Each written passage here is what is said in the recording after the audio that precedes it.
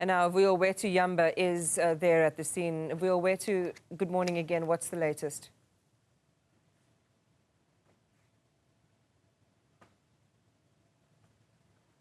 By Ekurhuleni MMC for Human Settlements, Kgopelo, Hollo, to talk about some of the issues that these residents were saying are facing.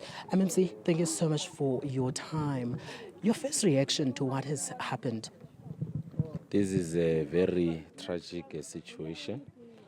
Our sympathies goes to the family members and the community members who lost the 6 members of the family. And we want to also wish our young one who is in hospital a speedy recovery.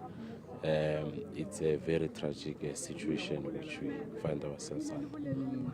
MMC, one of the things that I heard from some of the residents when we arrived here earlier, they were talking about some services that are not being given to them, and they're saying they have been complaining to your office about this thing, and now they are afraid that these situations or something like this would continue to happen now that winter is around the corner. And I understand that at this point we don't know the actual cause of what happened. Just your comment on that.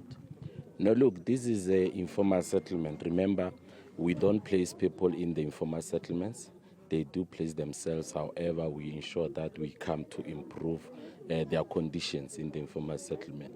Back in 2017, we ensured that we come here and do a reblocking, whereby we realign them properly. We open streets for the access of emergency and also for sanitation and water.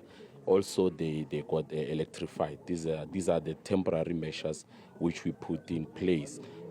But this community here, Marikana, we've got the project which is underway, Langaville Extension 12. We are installing bulk infrastructure for the said project, which will yield about 1,200 housing opportunities. And the said community, they are the prime beneficiaries of the project. So we are ensuring that our communities are being well looked after, and then we service them and also ensure that they will get adequate housing to live. MMC, we are now visiting one of the families we are visiting some of the homes of the people that were victims in that fire. Just one thing you want to say to the people here?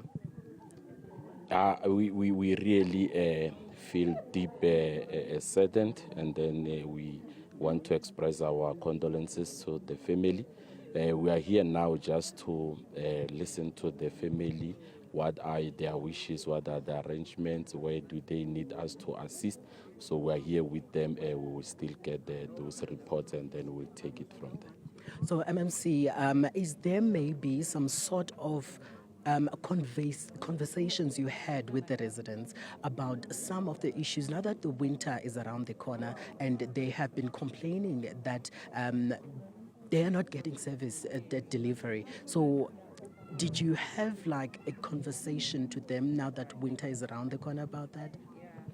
No, look, like I've mentioned that this is an informal settlement whereby we put measures as the municipality to ensure that we electrify them, we align them, and then we ensure that they are under safe conditions. So if you've got the electricity, obviously you can utilize it like any other home to ensure that you get the safe equipments to ensure that you warm up. What we just want to caution our communities with is that during this winter period, please, they need to be extra vigilant on all form of measures they took in terms of warming up themselves. If there's impaola, they need to be very careful, ensure that they don't sleep with impaola inside the house. And then also they need to be careful with the heaters. It's winter, we understand, but our communities need to be extra vigilant on using this. Thank you so much for your time, MMC. Well, Iman, as you can hear from the MMC of Community Human Settlement in Ekurhuleni, is that they planning to, to talk to in fact, giving an advice to the residents of this area to take caution, especially now that winter is around the corner. But for now, Eman, back to you. Thanks for the update.